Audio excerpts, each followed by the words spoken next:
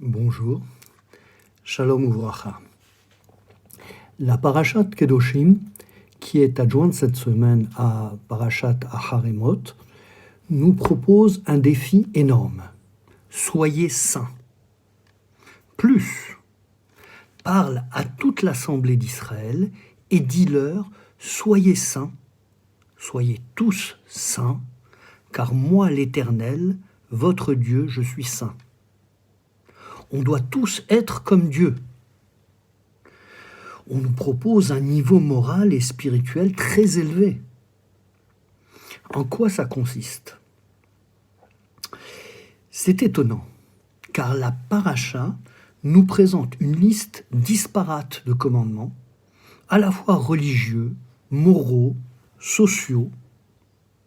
On y trouve le fameux « tu aimeras ton prochain comme toi-même », dont Rabbi Akiva dit que c'est un principe fondamental de la Torah.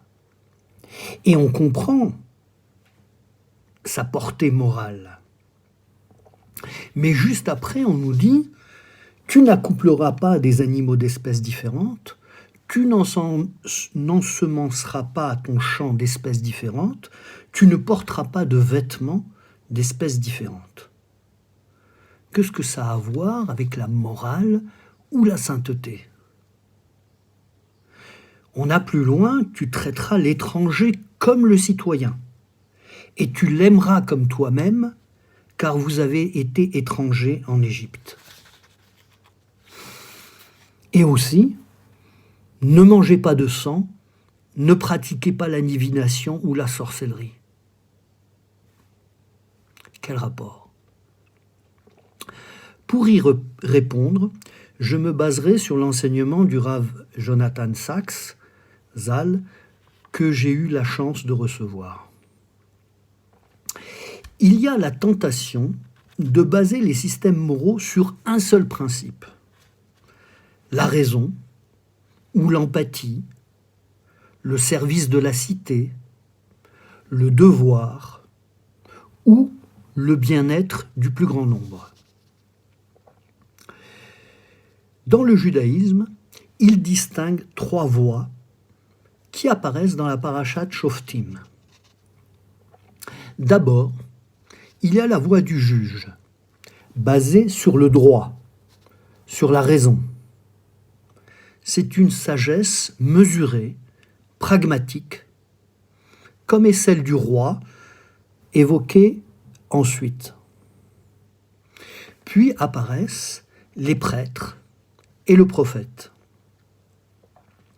La voix du prophète est une voix inspirée, passionnée. Elle est mue par la sympathie envers le peuple, le pauvre, l'opprimé. Il pense la morale en termes de relations, relations entre Dieu et l'humanité et relations entre les êtres humains. Il appelle à la justice, non pas dans le sens du droit, mais dans le sens de l'équité. Une distinction importante ces jours-ci. Tzedek ou mishpat. Également, chesed verahamim, bonté et compassion. On a dit que les prophètes d'Israël ont inventé la justice sociale. La morale du prêtre, celle de la sainteté, est également différente et plus difficile à appréhender. Son activité principale est les havdil, distinguer entre le pur et l'impur, entre le saint et le séculier, ben kodesh lechol. Cette voix se fait entendre dès le premier chapitre de la Torah, le récit de la création. Là aussi, un mot-clé est les havdil, qui apparaît 5 fois. Dieu sépare la lumière de l'obscurité, le haut du bas, le jour de la nuit. 2 autres mots-clés sont bénir. Hachem bénit les animaux, les hommes et le 7e jour. il y a aussi sanctifier, le Kadesh. Nous y voilà. Quand Hachem sanctifie le Shabbat. Partout ailleurs dans la Torah, où on trouve les Havdil et Kadosh, c'est dans un contexte de prêtrise. Et ce sont justement les prêtres qui bénissent le peuple. La tâche du prêtre, comme Dieu à la création, est de mettre de l'ordre dans le chaos. Le Kohen distingue, sépare, établit des limites dans le temps et dans l'espace. Il définit les lieux et les temps sacrés. Le Kohen combat la confusion, si commune dans les religions païennes, entre les hommes et les dieux, entre la vie et la mort, entre les sexes. Alors l'ensemble étrange de commandements de Kedoshim n'est plus du tout étrange. La sainteté exige que chaque chose, chaque personne, chaque action soit à sa juste place. Et c'est pour ça qu'il ne faut pas mélanger les animaux ou les végétaux. C'est pourquoi il ne faut pas manger de sang. C'est pourquoi il faut séparer la vie de la mort, le pur de l'impur.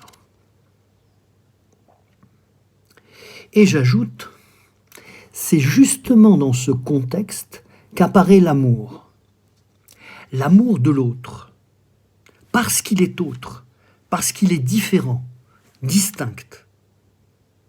Car contrairement à ce qu'on croit souvent, l'amour n'est pas fusion, mais échange entre deux êtres distincts. Il faut qu'il y ait deux pôles différents pour que le courant passe.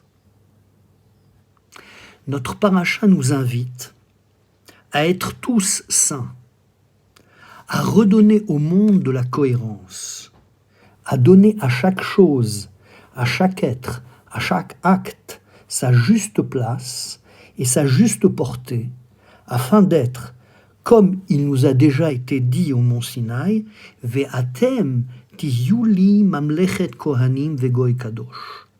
Vous serez pour moi un royaume de prêtres et une nation sainte, pour le monde entier. C'est une éthique qui va au-delà de l'éthique de la raison, au-delà même de l'éthique de la compassion du prophète, une éthique de la structure spirituelle qui amène à l'amour, non pas parce que nous sommes tous semblables, mais parce que nous sommes tous différents et que chacun sait qui il est. Shabbat Shalom.